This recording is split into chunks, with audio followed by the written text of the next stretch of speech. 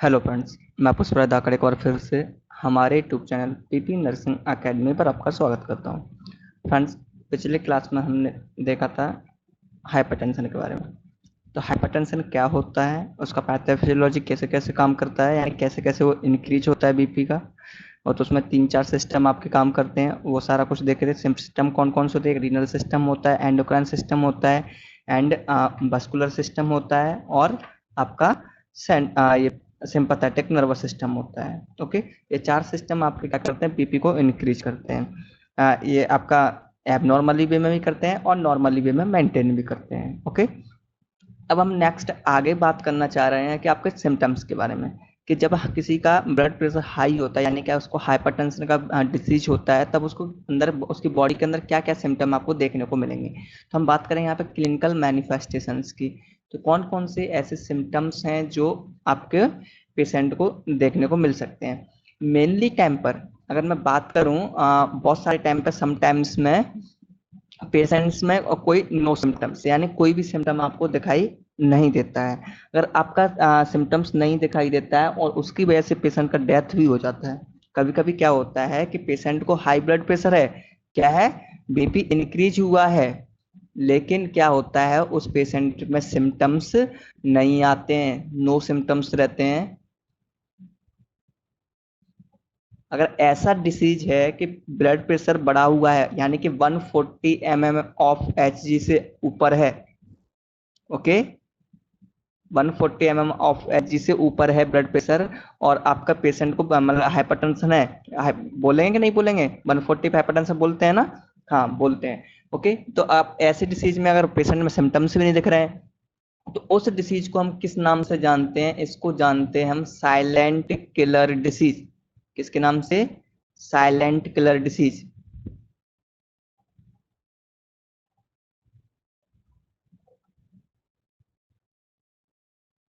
Okay, अगर आपसे कभी क्वेश्चन पूछा जाता है कंपटीशन एग्जाम में या कभी कहीं पर भी कि साइलेंट किलर डिसीज के नाम से कौन सा डिसीज ना जाना जाता है, तो वो आता है आपका क्या? हाइपरटेंशन।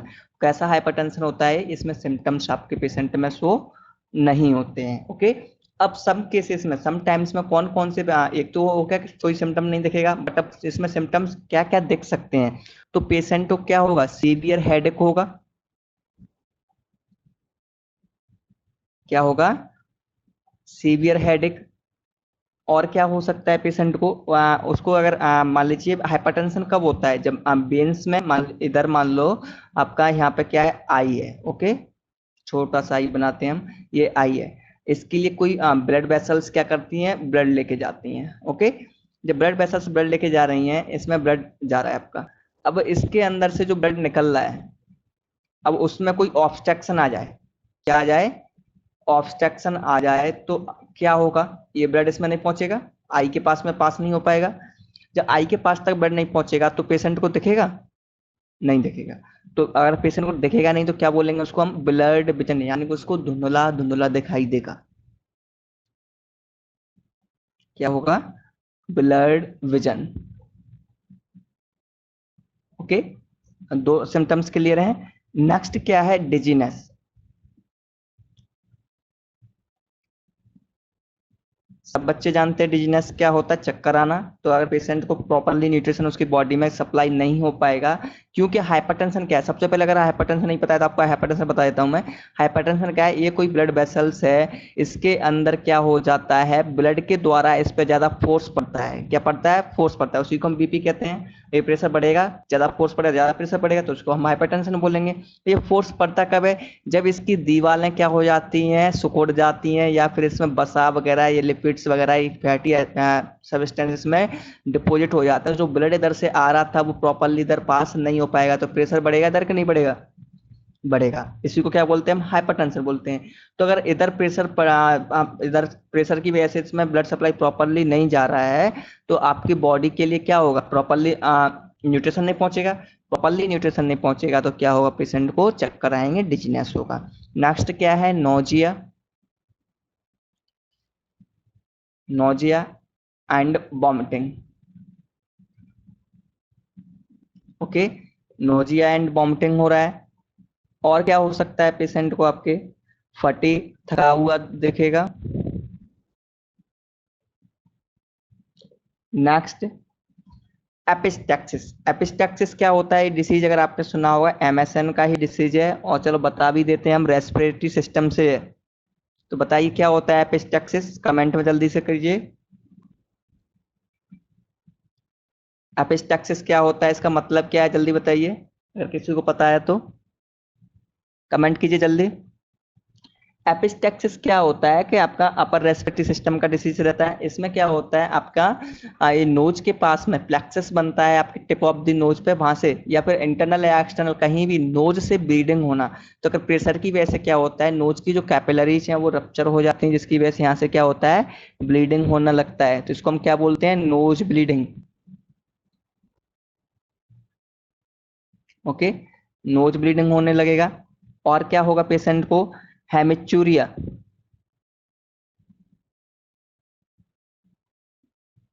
ये सब टर्मिनोलॉजी बता चुके हैं, बताइए हेमिचूरिया क्या होता है, हेमिचूरिया क्या होता है, जल्दी बताइए।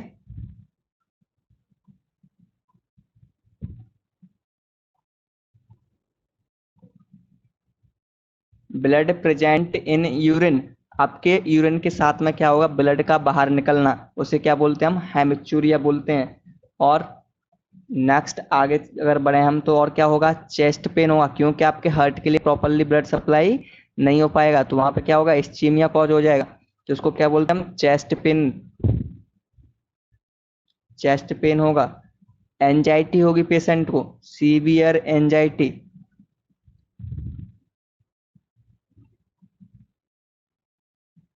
Okay, severe anxiety. और क्या क्या सिम्टम्स होंगे और देखें तो, नेक्स्ट सिम्टम आएगा आपका शॉर्टनेस ऑफ ब्रीथ। पेशेंट क्या करेगा, लंग्स में प्रॉपरली आपका जैसे बॉडी के लिए ब्लड नहीं जा पाएगा प्रॉपरली, तो आपका बॉडी डिमांड करेगा किसके लिए, ऑक्सीजन के लिए। तो ब्लड बॉडी डिमांड करेगा ऑक्सीजन के लिए, तो क्या होगा, लंग्स पे वर्कलोड पड़ेगा, यानी कि लंग्स जल्दी जल्दी सांस लेना स्टार्ट कर देंगे, तो उसको हम क्या बोलते हैं, shortness of breath, shortness of breath. Okay, next, irregular heart beat.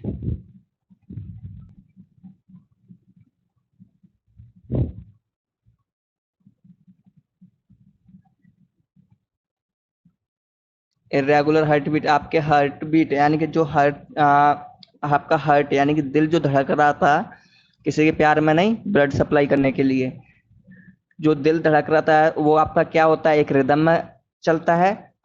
जैसे सिस्टोलिक डायस्टोलिक, सिस्टोलिक डायस्टोलिक यानी कि रिदम में क्या होता है, पंपिंग करता है या बीट करने लगता है, यानी constant and relax, constant and relax. Okay, उसकी वो रिदम क्या हो जाएगी, डिसबैलेंस हो जाएगी, यानी कि जल्दी जल्दी वो पंप करने लगेगा, तो उसके लिए हम क्या बोलेंगे, इरेगुलर हार्ट बीट, अगर इसको हम बोल सकते हैं डिसरिदमिया भी हम इसको बोल सकते हैं। ओके, नेक्स्ट है टिनिटस। अगर किसी ने एमएसएन सेकंड पढ़ा है तो उसको टिनिटस का मतलब पता होगा। क्या होता है टिनिटस का मतलब,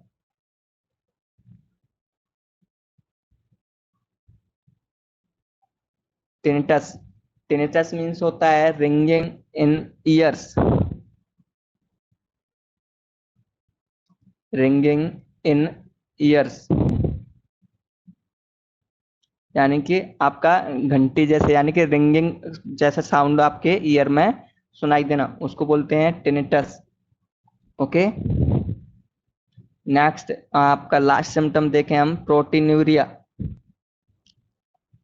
ये सब टर्मिनोलॉजी इंपॉर्टेंट है, सबको आना चाहिए।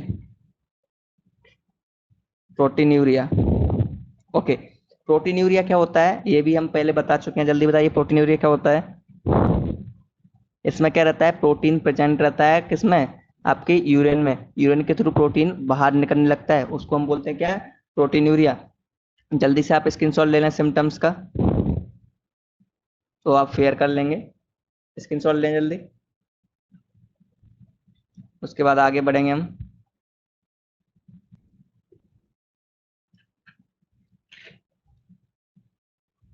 ओके, हो गया। नेक्स्ट, अब हम बात करते हैं आपके, इसमें हम बात करेंगे अब डायग्नोस्टिक इवैल्यूएशन की। ओके,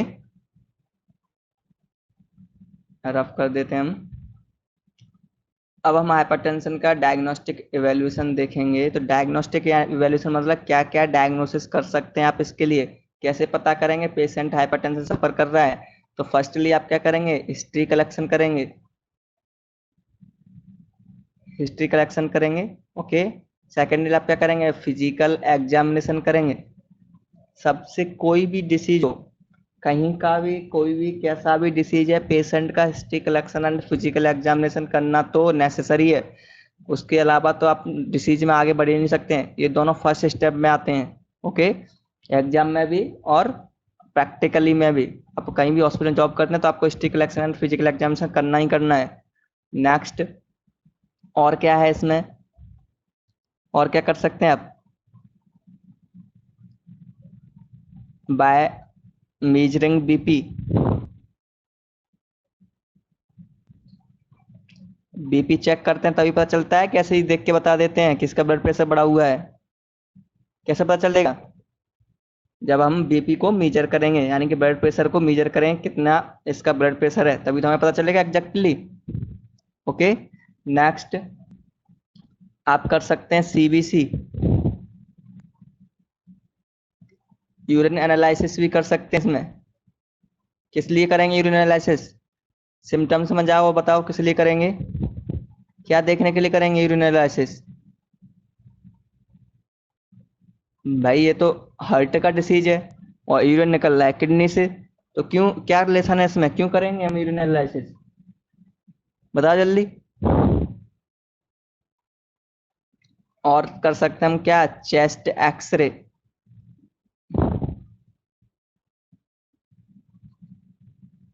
नहीं पता है यूरिन एनालिसिस क्यों करेंगे, जल्दी से कमेंट करो। अरे अभी तो बताए थे, क्या हो रहा था, हेमेचूरिया हो रहा था, और क्या हो रहा था, प्रोटीनूरिया। तो उसके कितना प्रोटीन आ रहा है इसमें, कितना ब्लड आ रहा है, उसके मेजर करने के लिए, उसको एनालिसिस करने के लिए हम क्या करेंगे, यूरिन एनालिसिस करेंगे। ओके, यहाँ तक सब क्लियर है, सबको क्लियर है यहाँ तक। ओके, अब हम बात करते हैं मैनेजमेंट की, कि इसका मैनेजमेंट क्या कर सकते हैं हम। फर्स्टली हम मेडिकल मैनेजमेंट पे जाएंगे। ओके, सबसे पहले कोई भी हार्ट डिसीज होता है तो हाइपरटेंशन होता है उसको, इसलिए हम क्या करते हैं, सबसे पहले मेडिकल मैनेजमेंट करेंगे उसका, और आगे कोई डिसीज ना हो इसलिए हम हाइपरटेंशन को कंट्रोल में करके रखते हैं। तो आपका दो टाइप का मेडिकेशन है इसका। फर्स्टली आप लाइफ मॉडिफिकेशन कर सकते हैं, लाइफ स्टाइल को मॉडिफाई कर सकते हैं। तो फर्स्ट हम लिखते हैं life style modification.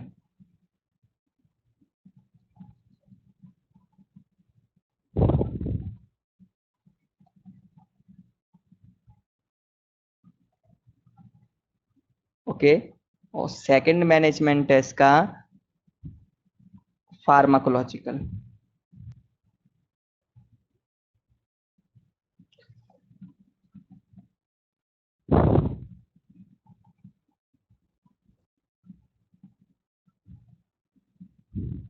Okay, pharmacological और लाइफ स्टाइल मॉडिफिकेशन, दो टाइप का मैनेजमेंट हुआ। अब इसमें करते क्या है, दोनों में करते क्या है, तो फर्स्टली हम इसमें बात करते हैं लाइफ स्टाइल मॉडिफिकेशन में। तो इसमें बात करेंगे हम, क्या करेंगे इसमें, सबसे पहले आप लाइफ स्टाइल को मॉडिफिकेशन करेंगे तो वेट को रिड्यूस करने की कोशिश करेंगे।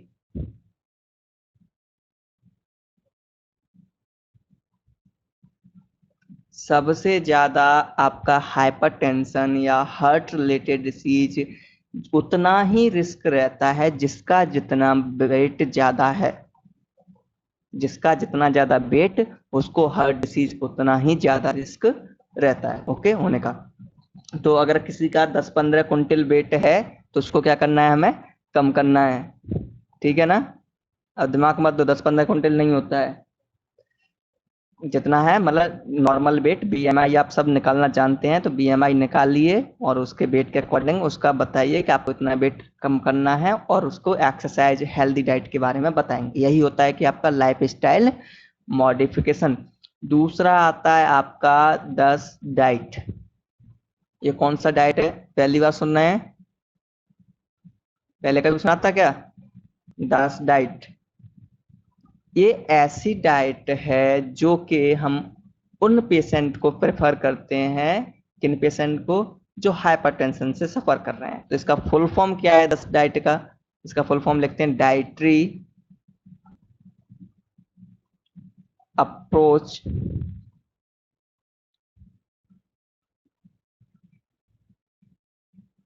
Dietary approaches to stop to stop hypertension.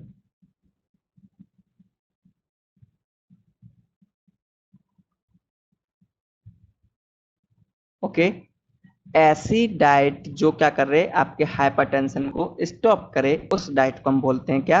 10 diet. Okay. और क्या है आपका? डाइटरी सोडियम रिडक्शन, यानी कि आपको सोडियम को रिड्यूस करना है। Dietary sodium reduction. Okay. Next one is life style modification में लेंगे हम रिड्यूस एल्कोहल। एल्कोहल नहीं लेना है।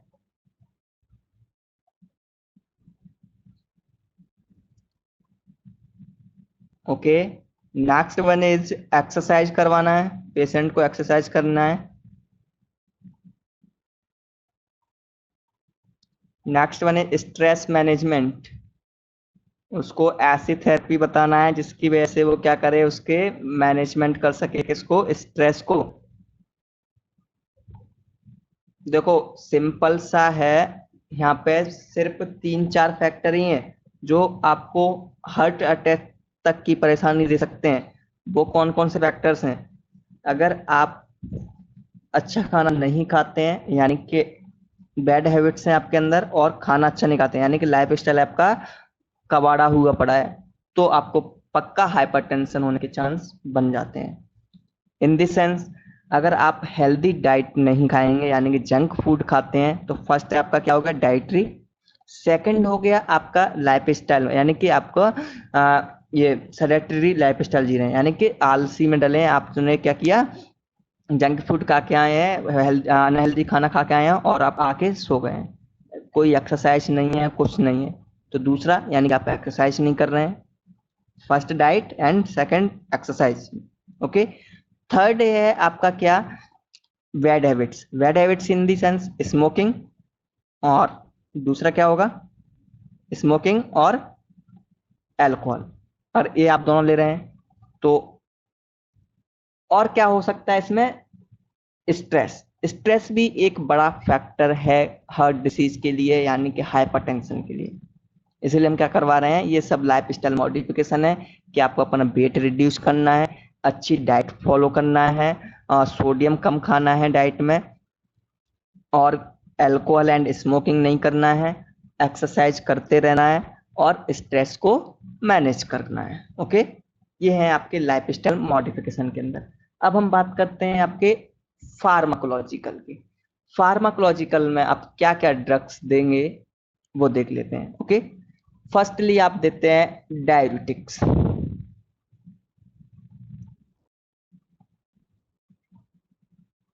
डायबिटिक्स डायबिटिक्स क्या करते हैं आपके, एक वर्क करते हैं किस पर? किडनी पर।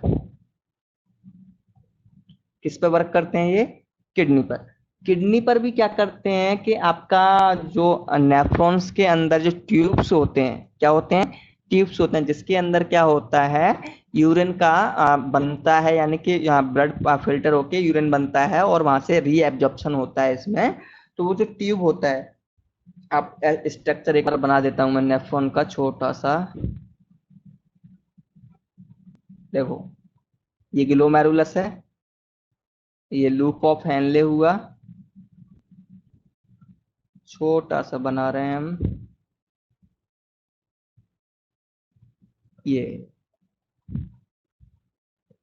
ये कलेक्टिव डक्ट हुआ। ओके, ऐसा ही कुछ स्ट्रक्चर होता है। अब इसके अंदर यहाँ पर इसमें क्या होता है, यूरिन आता है और इसका पानी का वापस से रीएब्जॉर्प्शन होता है। ओके, इस रीएब्जॉर्प्शन को लूप ऑफ हेनले में यहाँ पर भी होता है। इस रीएब्जॉर्प्शन को डायोटिक्स क्या कर देते हैं, बंद कर देते हैं। क्या कर देते हैं, स्टॉप लगा देते हैं कि आप रीएब्जॉर्प्शन मत कीजिए।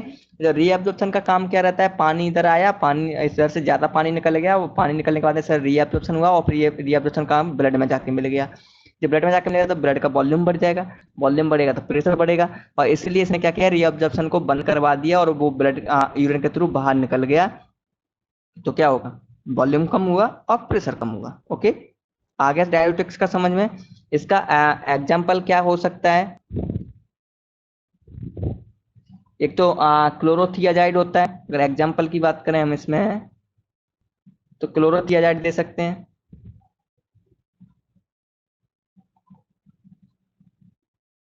और ये मत कहना सर आपने सिर्फ एक ही क्यों लिया, बहुत सारे होते हैं, प्रोसनामाइड होता है, ऐसे कई सारे एग्जाम्पल्स होते हैं इनके।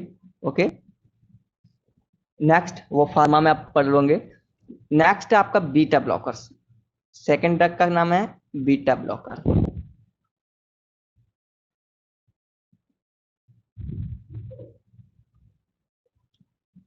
बीटा ब्लॉकर्स, बीटा ब्लॉकर्स में क्या क्या ले सकते हैं हम। बीटा ब्लॉकर्स क्या होता है, ये मेडिसिन है जो आपके हार्ट के वर्कलोड को कम करता है। हार्ट के वर्कलोड को कम इन द सेंस यानी कि हार्ट को रेस्टिंग कंडीशन में पहुंचा देता है। अब क्या हो रहा है यहाँ पे, मान लीजिए मेरा मोटर लगा है यहाँ पर और इधर मेरा खेत है। ओके, जस्ट एग्जांपल, और यहाँ से मेरा एक पाइपलाइन गया है और यहाँ से ये पानी लेके जा रहा है। ओके, आ रहा है समझ में। अब ये पानी पूरा एकदम फोर्सफुली अच्छे से पंप कर रहा है और इसमें पानी जा रहा है। अब मेरे इस लेजर में कुछ ऑब्स्ट्रक्शन आ गया है, इधर क्या आ गया है, ऑब्स्ट्रक्शन आ गया। अब इधर सही से पानी पास नहीं कर पा रहा है, पास नहीं हो रहा है, तो इधर प्रेशर पड़ रहा है इस पर। ओके, जिसकी वजह से इसमें प्रेशर, अब मुझे ये प्रेशर कम करना है तो क्या करूंगा, या तो इस ऑब्स्ट्रक्शन को हटाना पड़ेगा मुझे, या फिर मैं इसमें से उतना पानी पास करूं मोटर के द्वारा जितना इसमें से पास हो जाए, यानी कि मैं इसके वर्कलोड को क्या कर दूं, कम कर दूं। तो ऐसे ही सेम लाइक आपका ये हार्ट है, ये आपकी ब्लड वेसल्स हैं और ये आपकी बॉडी है। तो बॉडी में अगर प्रॉपरली ब्लड वेसल्स के द्वारा ब्लड पंप नहीं किया जा रहा है, यानी कि पास नहीं हो रहा है, तो आप क्या करेंगे, बीटा ब्लॉकर देके आपके हार्ट के वर्कलोड को क्या कर देंगे, कम कर देंगे, यानी कि थोड़ा रेस्ट करेंगे। तो जब वो रेस्टिंग कंडीशन जाएगा तो ब्लड कम जाएगा और कम, जिसकी वजह से प्रेशर भी क्या होगा, ऑटोमेटिक रिड्यूस हो जाएगा। ओके, लॉजिक समझ में आया। इसका एग्जांपल आप ले सकते हैं एटिनोल,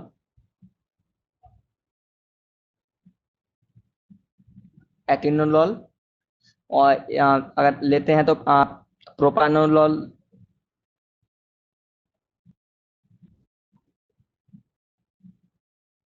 ये आपका बीटा ब्लॉकर्स हुआ। ओके, दो ड्रग्स हैं। नेक्स्ट थर्ड ड्रग आता है आपका वैसोडाइलेटर्स।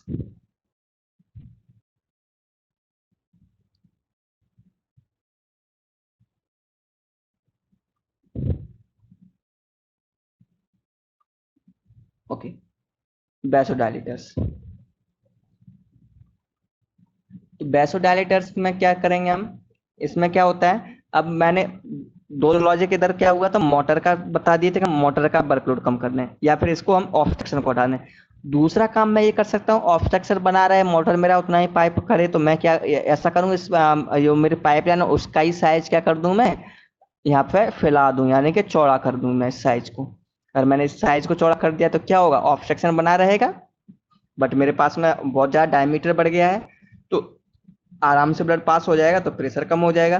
तो वैसो डायलेटर मीन्स ऐसा ड्रग जो वेसल्स को डायलेट कर दे, यानी कि चौड़ा दे। ओके, उसके डायमीटर को बड़ा कर दे, तो क्या होगा, उसमें ब्लड आराम से निकल जाएगा। ओके, ये होता है वैसोडाइलेटर्स का काम। जिसमें आपका आता है, कौन सा आता है, एग्जांपल्स में लेते हैं हम, नाइट्रोग्लिसरीन होता है, नाइट्रोग्लिसरीन।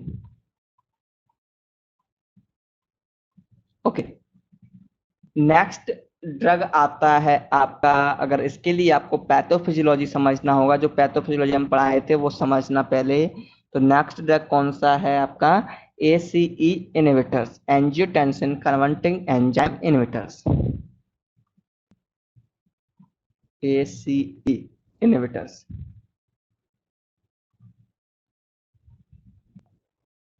ओके, एसी इनहिबिटर्स मतलब क्या होता है इसमें कि जो आपका एसी जो कहाँ से होता है, लंग्स की जो सेल्स में रहता है, एंजियोटेंसिन कन्वर्टिंग एंजियोटेंसिन फर्स्ट को एंजियोटेंसिन सेकंड में कन्वर्ट करता है। एंजियोटेंसिन फर्स्ट है, एंजियोटेंसिन सेकंड में कन्वर्ट करेगा कौन, एसीई।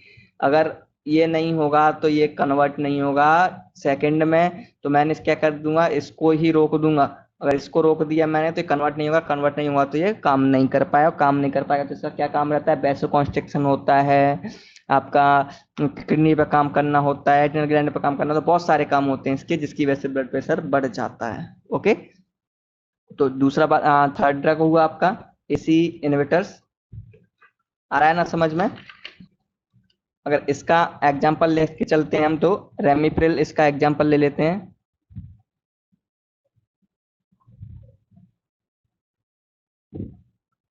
Ramipril, okay. नेक्स्ट, अगर फिफ्थ ड्रग्स की बात करते हैं हम, calcium channel blockers.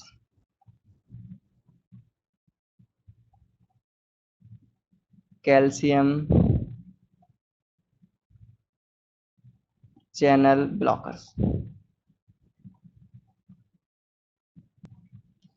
Calcium channel blocker मतलब क्या होता है, ये आपका सेल हुआ, इसका भी मतलब समझा देते हैं हम। ओके, अब इसके अंदर, सेल्स के अंदर क्या होता है, फ्लूइड रहता है। ये सेल है आपकी, इनके अंदर फ्लूइड है, और ये सेल के बाहर का फ्लूइड है, यानी कि सेल के अंदर इंट्रासेल्युलर, सेल के बाहर एक्स्ट्रा सेल्युलर, इंट्रासेल्युलर स्पेस और एक्स्ट्रा सेल्युलर स्पेस। अब आप मुझे बताइए कि जो कैल्शियम है, आपका काम क्या रहता है, कैल्शियम का कॉन्ट्रैक्शन करवाना। अगर ये मान लो मैं सपोज कर लूं कि मैं हार्ट की सेल है सभी, और इसके अंदर अगर बाहर से कैल्शियम इसके अंदर जाएगा तो ज्यादा सेल्स कॉन्ट्रैक्ट करेगी, ज्यादा कॉन्ट्रैक्ट करेगी तो हार्ट भी ज्यादा कॉन्ट्रैक्ट करेगा। जब इस कॉन्ट्रैक्शन को हमें रोकना है तो क्या करूंगा मैं, बाहर से जो कैल्शियम जा रहा है उसको मुझे रोकना पड़ेगा, तो इसके लिए हम क्या देंगे, कैल्शियम चैनल ब्लॉकर्स देंगे। इसके लिए हम क्या दे सकते हैं, एग्जाम्पल में ड्रग्स का नाम है अमोल्डिपन, अमोल्डिपाइन।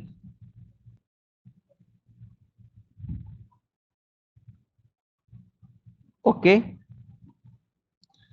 और इसके अलावा ये फार्माकोलॉजिकल हो गया, सारा कुछ कर पढ़ लिए हम। इसके अलावा और क्या मैनेजमेंट कर सकते हैं, तो आप दे सकते हैं इसमें डाइवर्सनल थेरेपी दे सकते हैं पेशेंट को। और कौन सा थेरेपी दे सकते हैं, माइंड डाइवर्सनल थेरेपी हुआ, ओके। और रिलैक्सेशन टेक्निक्स हो गया, जो आपकी ब्लड प्रेशर को क्या करते हैं, मैनेज करें। ओके, इसका की पॉइंट से एक की लिख लेते हैं। इसका की मैनेजमेंट का की होता है, यानी कि आपका शॉर्ट फॉर्म में आपको इसका मैनेजमेंट याद हो जाए, उसके लिए हम थोड़ा सा प्रयास करेंगे। तो आप लिखिए A B C D E F और जी इधर लिख देते हैं, और जी। ओके, A4 क्या है, B4 क्या है, इनका एक की पॉइंट है, ABCDEFG, बचपन में पढ़े होंगे सभी लोग, हम भी पढ़े हैं, तो इसको याद कर लो बस, आपका मैनेजमेंट हाइपरटेंशन का हो जाएगा। A4 ACE इनहिबिटर्स,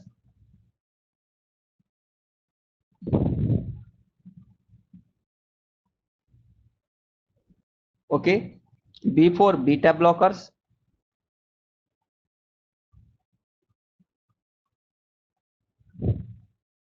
C4 क्या हुआ, कैल्शियम चैनल ब्लॉकर,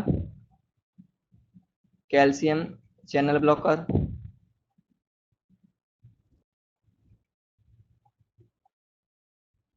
यानी कि जो अभी हम पढ़े थे उसी को सिर्फ शॉर्ट फॉर्म में बता दिए हम आपको। D4 डायरेटिक्स,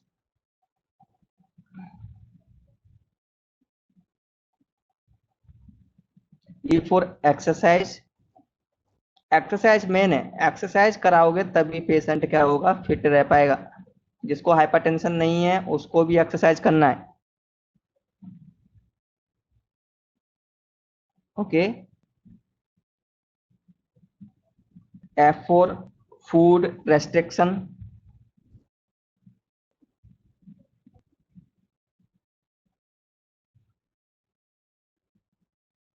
फूड रेस्ट्रिक्शन यानी कि बैड फूड यानी कि जंक फूड वगैरह, इन पे सोडियम डाइट पे इन पे क्या करना है, रेस्ट्रिक्शन लगाना है। जी फॉर गुड हैबिट्स,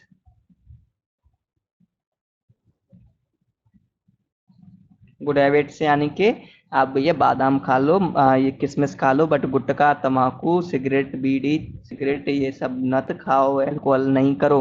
ये होती है कि आपकी गुड हैबिट्स। ओके, तो ये था आज का हमारा टॉपिक। अच्छा, इसमें नर्सिंग मैनेजमेंट और मैं बता देता हूँ आपको। तो नर्सिंग मैनेजमेंट में क्या कर सकते हैं आप, पहले तो प्रॉपरली उसका historical action and physical examination कीजिए, उसको 10 डाइट फॉलो करवाइए पेशेंट से, उसका फ्रिक्वेंटली बार बार क्या करना है आपको, वाइटल साइन चेक करते रहना है, उसको पेशेंट को मना करना है कि आप सोडियम नहीं लीजिएगा, और क्या करेंगे आपको स्मोकिंग एंड एल्कोहल को अवॉइड करना है, इंस्ट्रक्ट करना है। और सबसे इम्पोर्टेंट, अगर ब्रीथिंग प्रॉब्लम होता है इसमें हाइपरटेंशन में, तो आपको उसको फॉर्मुलर पोजीशन देंगे जिसकी वजह से पेशेंट डिस्निया फील कर रहा हो तब। ओके, और आपको उसके इनपुट एंड आउटपुट चार्ट को भी मेंटेन करके चलना है। ये होता है आपका नर्सिंग मैनेजमेंट। तो गाइस जल्दी से कमेंट करके बता दीजिए क्लास कैसा लगा है, और आगे शेयर कर दें अपने फ्रेंड्स के साथ में। Okay guys, wish you all the best, thank you.